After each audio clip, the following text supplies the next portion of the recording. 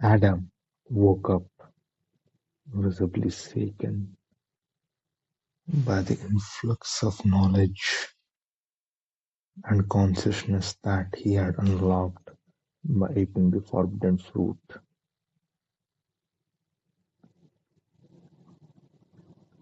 But he was visibly a bit calmer. He could sense that he was naked. He could sense that he was flawed. That's why he had hidden behind the bush. And when God came and called out his name, forgetting apparently that he could see through everything, Adam came out neurotic, a little unstable.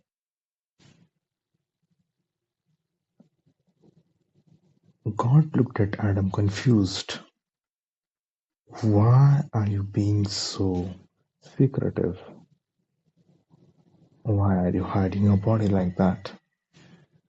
And Adam replies, not able to look God in the eyes. He stutters, because I'm naked.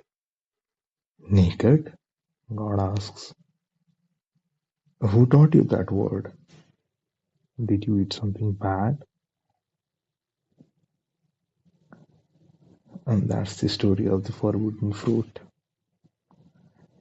It goes a lot deeper than people make it out to be. When you are a kid, it is told you as a story, but in Genesis, it refers to something far more deeper.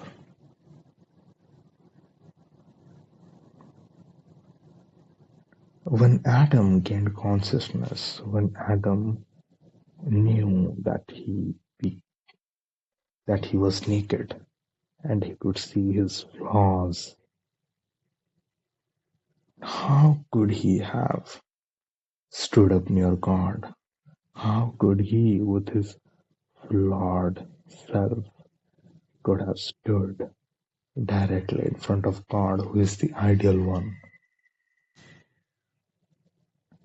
That is not possible, because powerful shames the weak, the smart shames the dumb, and the ideal shames all.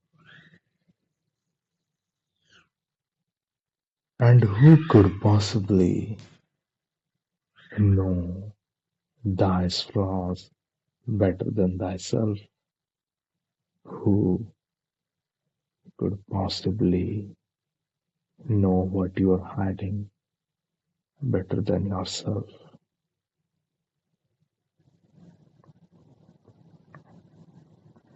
There is a reason why people do not fail to take care of their dogs. They give him medicine in time, but they themselves forget to take their medicine in time. They themselves don't care to do things to take care of themselves.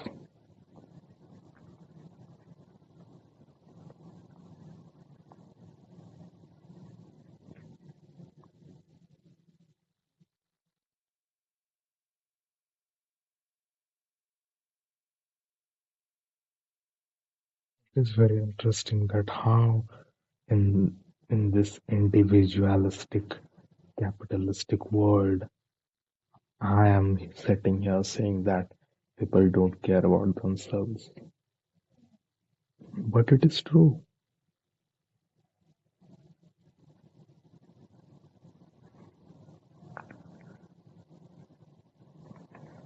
Look at the dog. It may be a predator. I know it eats birds and small animals, but that's his nature. He does not have the consciousness or the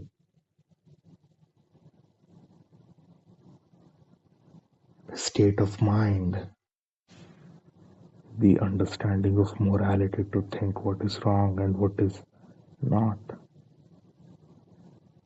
But humans, with their semi-divine capabilities, know what is wrong and what is right. They have this consciousness, they can feel disgust, guilt, self-hatred. They themselves know what they are, even though they can hide it from others. They know what they are, and they want to punish themselves for it. They do not think that they are deserving of the good things in life. They have a sense of self that is so scared by their guilt, disgust, that they do not think that taking care of themselves is important. They see themselves as flawed.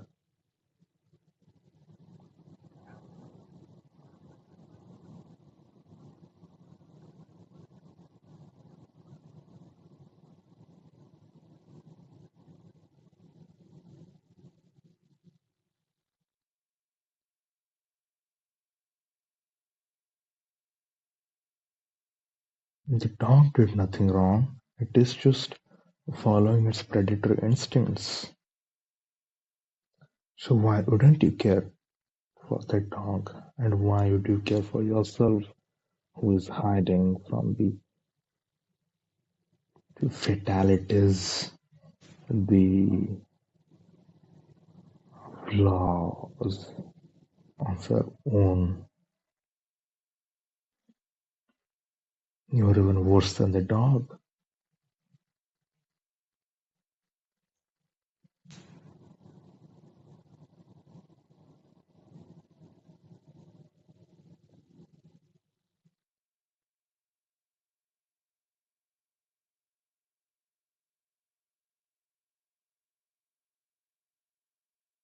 But the reason that God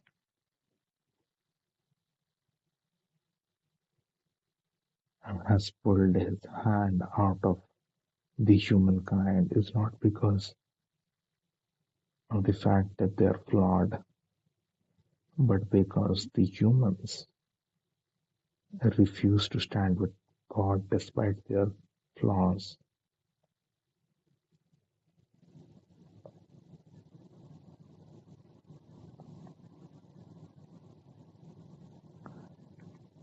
What kind of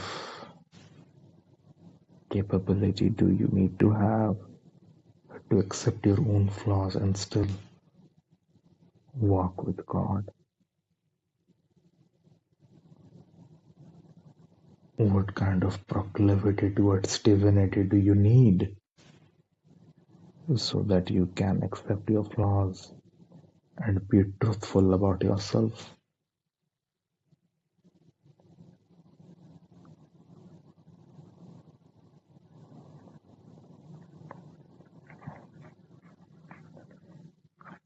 A man is his own enemy.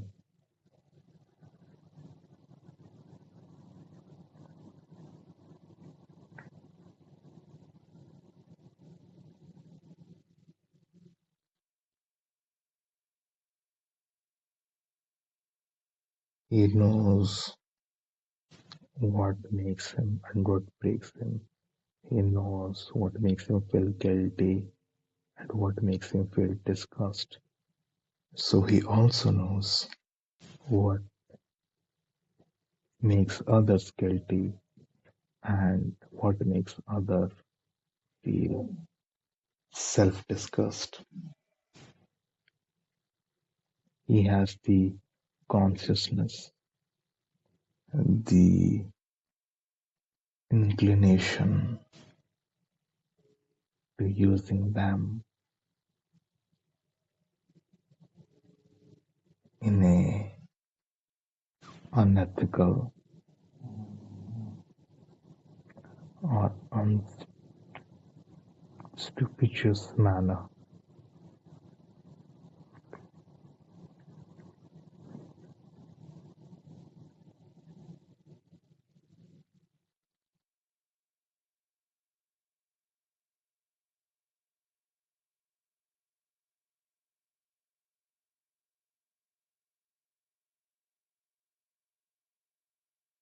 And when you have the capability, when you have the consciousness of knowing what the ideal looks like, and when you look at yourself and do not see the ideal, how could you ever feel confident in yourself? But I do understand that you might feel, okay, so are we doomed? Will we never feel the conf um, will we never have the confidence that is required of us to persevere and to persist? And I would say, yes, there is. You just have to accept yourself as you are. You have to accept your flaws.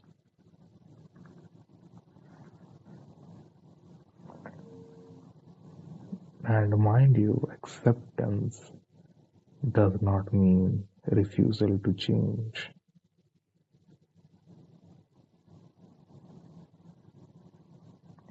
The first step of change is acceptance. I'm so bewildered by this concept that people think that accepting everything means not changing. Don't you ever think that acceptance is the first step of change? If you do not accept what the thing is, how could you subject it to any kind of change?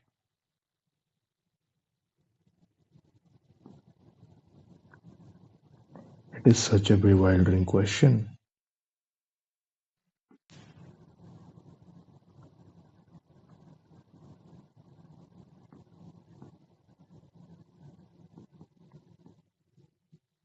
And so accept what situation you are in, know what you are, and walk with God. Walk with the greater purpose. You may not believe in God, but you do have a bigger purpose in mind.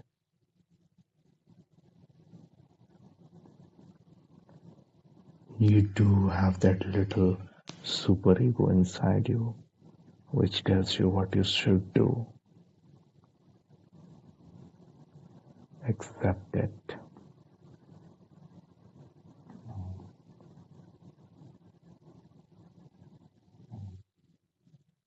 Accept the knowledge of the forbidden tree,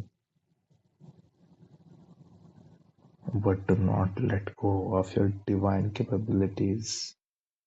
Do not look at yourself as the fallen angel. Angel seems like a far bit of a stretch, but still, do not look yourself as the fallen,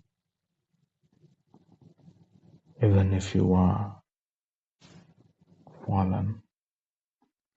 Rise up, move.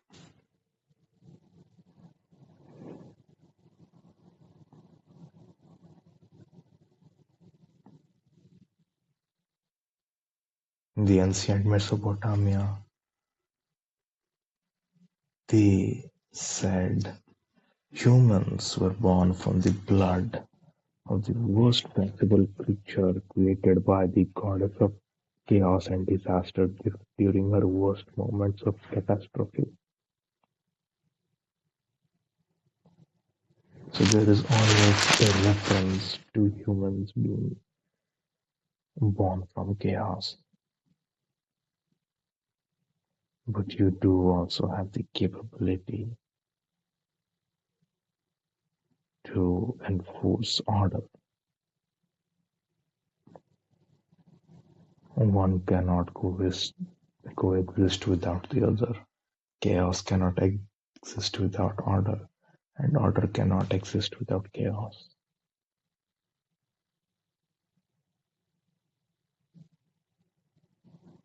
So make the order happen.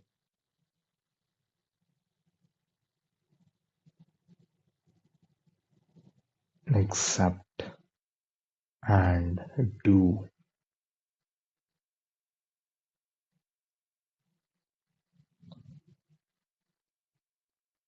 That is your destiny. That is your life. That is your enlightenment.